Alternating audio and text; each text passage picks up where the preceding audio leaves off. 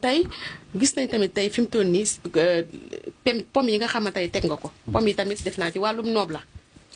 waaw lii moom falilaal alhamdu defe naa ne sama communication di ci changé. li tax mooy. maa ngi ciy dimbala ay doomi aadama fuñ man di nekk ci réew mi. ndeysaan. guddi yi ñu toll. bëri na ku neexoo ak jëkkëram. ci kattanu yàlla. dëgg la de. fii laa jaar ak moom. ndeysaan. guddi yi ñu toll. bëri na ku defoon ci jigéen alal ju baree bare am ci moom yërmaane. am ci moom mébét boo xam ne da nga bëgg mu doon ca soxna. dëgg la. jigéen ja xëy wan la ginnaaw. fii laa jaar ak moom ba mu dellusiwaat ci ay loxo. macha allah. bëri na ku nekkoon ci entreprise. kenn bëggut ko.